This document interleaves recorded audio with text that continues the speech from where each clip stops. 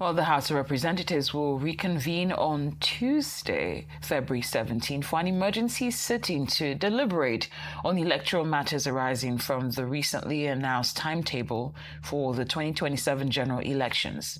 The INEC chairman, Professor Joash Amukbitong, announced on Friday that presidential and National Assembly elections will hold on February 20th, 2027, with governorship and State House of Assembly polls scheduled for March 6, 2027. The announcement follows constitutional provisions in Section 28, subsection 1 of the Electoral Act 2022, which mandates INEC to publish election notice not later than 360 days before the election.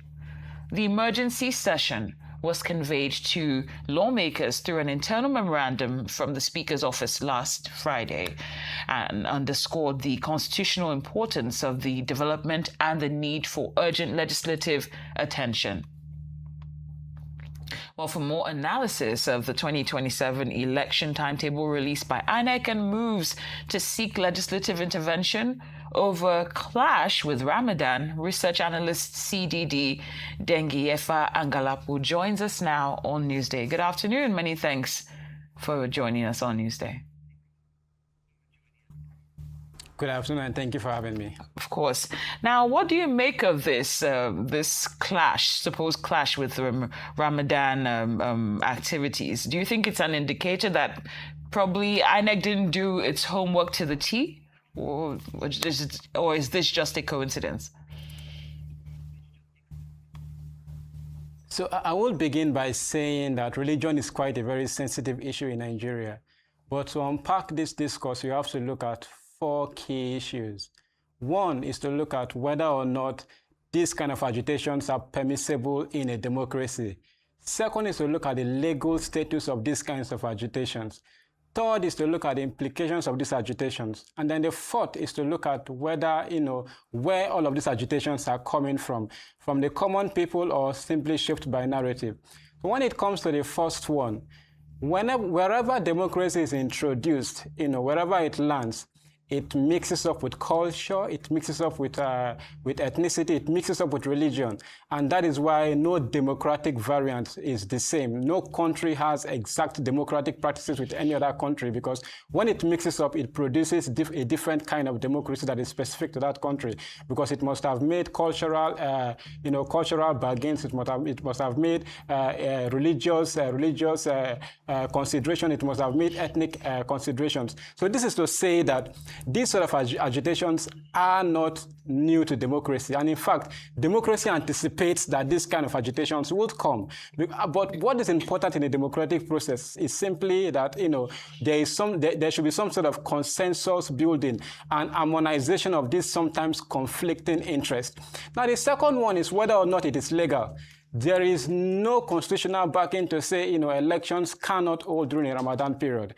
And in fact, if you look at past elections, and even the FCT election that has been scheduled for the 21st of this month, right? It's going to hold when the Ramadan starts. So the basic question now is, why is it that this kind of agitation is coming up for the national elections? If you also look at other Muslim countries, for example, Turkey, who of course we know that it's a Muslim country, held their elections, their 2024 elections on the 31st of March 2024. That was during Ramadan period. Pakistan has done same. Bangladesh has done same. Indonesia has done same. So there is no legal status. It's simply a moral issue. So then you now come to the third issue.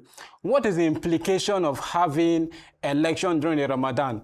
Now, coming from the Islamic perspective, and those that push the narrative that election should not be held during the Ramadan period, they will say that in the Ramadan period is a period of religious dedication, and it's a fasting period. People are weak and all of that, and it, how fasting takes a toll on the body and even on the soul. It is a period of spiritual dedication. So holding election during that period will divide the attention from, that religiosity and also spirituality. Religiosity and also some kind of physicality. So it means that having election in that particular period would not be in the best interest of the Muslim community. I think I see reasons with that. However, there is a broader implication. One is the fact that if you look at this logic, it did not start with elections. It has started long ago. So for example, if you look at the Ramadan period, right? Ramadan period has been a period where there has been argument in some states that students should not even go to school, despite the fact that these places are places where you have a lot of out-of-school children, right? So the implication is children should not go to school. So we are extending this logic from, from school, from work to elections. So so my fear really is that how long and where are we going to extend this logic to? And you can extend it to a very dangerous dimension.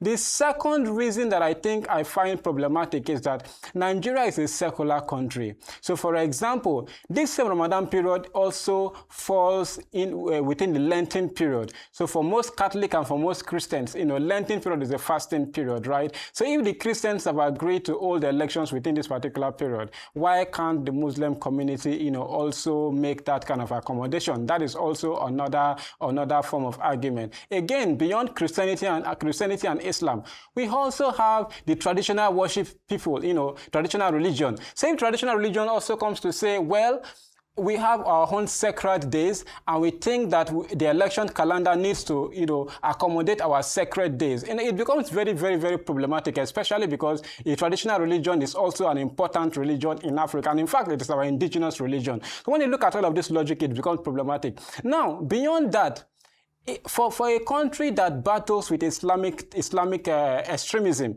it becomes even more problematic. So, for example, what is the logic of Boko Haram? The logic of Boko Haram is that that people are not practicing the real Islam, right? People are not practicing Islam the way it should be, and Islam is not propagated in a scheme of things. So, this logic can actually be extended to say, we told you, you see, Nigeria is now holding elections during Ramadan period. It means that they don't value Muslims. It means that they don't value Islam. So you see the reason why we have to have an Islamic state.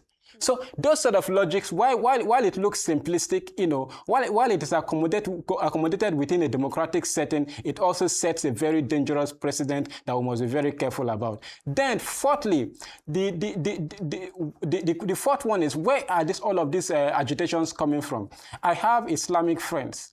I have, very good Muslim friends. And I see from analysis that most of this narrative are coming from, narrative shapers online. Most of the common Muslims, especially for the people from the West, especially, Southern Muslims, I don't think that they really care whether or not election holds on Ramadan or not. Of course, we can make consensus, but mostly this push is being, this particular idea is pushed by certain elites, to actually to actually see that their agenda is achieved. But for most common Muslims, I don't think that they really care whether or not Ramadan, the calendar clashes with Ramadan, especially as the FCT election shows. If they care, they would have agitated for the FCT elections, not just the national elections. Very interesting points that you made there. I mean, given everything you've said, you've just mentioned all of the different factors that you've listed out, what's the actual likelihood that the dates for the elections get changed? I mean, do you think that INEC will take all of these aspects into consideration and change when the elections are supposed to take place? Yeah, so like I said, democracy is about consensus building. It's about harmonizing interests, and sometimes these interests are conflicting. And I had also said it is not illegal, despite the fact that there is no legal backing. So it's a moral stand. And again, looking at the fact that our voter turnout has been reducing over a period of time, we can't risk a situation where many people will say, oh, we can't come out to vote because of religious reasons. So INEC has to make, some sort of amendments, some sort of consensus building, some sort of, stakeholder mapping and stakeholder, consultation to see what works. Let's not forget, by our constitution, there is a law that says that, between 150 days to 30 days of the expiration of the office of the presidency or any other office in this country, we have to conduct an election. So INEC has to look at that window. Within that window, can we shift it and also still meet the constitutional demand? It is for INEC, to decide. But again, what I find really interesting is the fact that it's how people are weaponizing this thing. Let's not forget that the INEC chair at this time is a Christian, and when we weaponize this, and when we overflow this kind of issues, it takes it into a dangerous dimension, especially as we go into the elections. Now, from all, I appreciate what you talked about when you mentioned the unintended consequences, listing various factors from religion and the likes. But INEC has come under a lot of scrutiny and criticism lately, whether it's the budget, now the dates, and to an extent, they have also been criticized regarding the electoral transmission of votes on IRF, that even though that matter is still up for debate. But regarding this issue specifically, it's starting to look as though INEC is not doing its homework before coming out to present certain information like we've seen here. So if you were going to give and say that someone should be blamed for the backlash that we've seen in this case, even though you stated that it's not all Muslims that feel this way, would you say that INEC did not do its homework and factor in the realities that we're faced with in choosing this date? Yes, so I think that, well, it calls for more consultation. I think probably what INEC would have thought, especially the INEC chair also being a Christian and also probably also being involved in the Lenten period and all that, right? I think what should have been done should have been more consultation. However, I do not think that INEC did not do its own homework, right? Because I am saying there was an FCT, there's an FCT election happening this Saturday, and I know Ramadan begins this week, yet these agitations were not there. So this thing just came up so spontaneously, and then it has gained a lot of momentum. There's a way that narratives are being shaped in Nigeria, so we must acknowledge that. So we have known this, and we know that the Muslim population in Nigeria is not one that you can neglect. It's not one that is negligible. They form a great part of our voting population, so we have to make consensus for it. But my idea is that if democracy must mix with religion, it is not just a mix with the Islamic religion. It must mix with the Christian religion. It must mix with the traditional religion. So if we are making consensus for the Islamic faith, we have to also see that when it concerns the Christians, some kind of consensus is made. When it concerns the traditional worshippers, some kind of consensus is made. That is when we are now fair to every part of this country. And I think maybe final question, because we're running out of time. Given this, like Cynthia said, the backlash to the electoral bill and just the general scrutiny and challenges INEC has been facing, how do you kind of see 2027 shaping up as of now, how everything stands? Yeah, so we have said it over and over again. From 2023 elections, right, the greatest test of INEC is how to rebuild trust. Unfortunately, the Electoral Act has slowed down and is facing a lot of challenges. But INEC has to build trust. All of the challenges that we are seeing today, it's a matter of trust. So INEC has to do a lot of consultations, with different stakeholders, with civil society organizations, with the government, with religious leaders to build trust so that we don't have a very tense election in 2027. Okay, Dengiyefa, we also understand, now that we've done a bit of, digging, that Lent is also happening the same time as Ramadan. And you rightly pointed out that there needs to be a balance, that if you're going to make an exception for Ramadan, it should also cut across board, whether it's for Christians or traditional worshippers. Now that we know that Lent is during this period, what would be the appropriate move to make, please? So, like I said, the Constitution provides a 150 to 30 days window for elections to be conducted before the expiration of the office. If INEC can do it within this period without offending the constitutional provision, then they should shift it, looking at the Islamic faith, looking at the Christian faith, looking at the traditional faith. But if it cannot be done, I've also given an example of Turkey, a Muslim country that did elections during Ramadan. Indonesia, Bangladesh, and all of that did elections during Ramadan. So if it's not possible, I think that Nigeria, being a secular state, should go on with the elections. And I believe that, this idea of Ramadan conflicting with the electoral calendar is a narrative that is pushed by a few and not the majority of Muslims.